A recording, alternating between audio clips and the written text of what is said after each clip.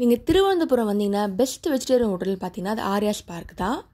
இந்த hotel Thiruvananthapuram central railway ஸ்டேஷனுக்கும் bus ஸ்டாண்டுக்கும் பக்கத்துலேயே தாங்க இருக்குது, மெயின் ரோட்லேயே தான். நாங்கள் இன்றைக்கி பிரேக்ஃபாஸ்ட்டுக்காக வந்திருக்கோம். உள்ளே ஸ்வீட்ஸ் வெரைட்டி வச்சுருக்காங்க, ஐஸ்கிரீம்லாம் வச்சுருக்காங்க. இப்போ பிரேக்ஃபாஸ்ட் மெனுவை பார்க்கலாம். இது இவங்களோட ஹைலைட்டான breakfast menu.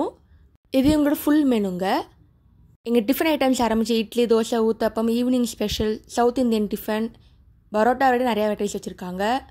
Raita varieties, tandoori, Chinese gravy, மீல்ஸ்லாம் கூட இருக்குது. ரேட்டும் ரீசனபிளாக தாங்க இருக்குது. பிரேக்ஃபாஸ்ட்டுக்கு நாங்கள் சாப்பிட்டதெல்லாம் பார்க்கலாம். ஃபஸ்ட்டு நாங்கள் இட்லி ஆர்டர் பண்ணோம். 2 இட்லி, தொட்டுக்கு சட்னி வச்சுருந்தாங்க. தேங்காய் சட்னி, கார சட்னி, சாம்பார், மிளகா பொடி இருந்துச்சு. டேஸ்ட் எல்லாமே சூப்பராக இருக்குங்க. நெக்ஸ்ட்டு ஆர்டர் பண்ண தோசை நல்லா கிறிஸ்பாக இருந்துச்சு. நெக்ஸ்ட்டு நான் ஆர்டர் பண்ணது கேரளாவோட ஃபேமஸான டிஷ்ஷான ஆப்பம் கடலைக்கறி. ஆப்பம் நல்லா சாஃப்டாக இருந்துச்சு. கடலைக்கறி டேஸ்ட் சூப்பராகவே இருந்துச்சுங்க, மஸ்ட் ட்ரைனே சொல்லலாம். நெக்ஸ்ட்டு பூரி ஆர்டர் பண்ணேன். பூரி நல்லா பெருசாக இருந்துச்சு, நல்லா கிறிஸ்பாகவும் இருந்துச்சு. நல்லா ஒரு ஃபில்டர் காஃபி சாப்பிட்டாச்சு. இது மட்டும் இல்லை, மீல்ஸ் கூட எங்கே இருக்குது, கண்டிப்பாக செக் பண்ணி பாருங்கள். நீங்கள் திருவனந்தபுரம் போனீங்கன்னா ஹோட்டல் ஆர்யாஸ் பார்க் வச்சு கண்டிப்பாக செக் பண்ணி பாருங்கள். இந்த வீடியோ திருவனந்தபுரம் சீரீஸ் 1ங்க.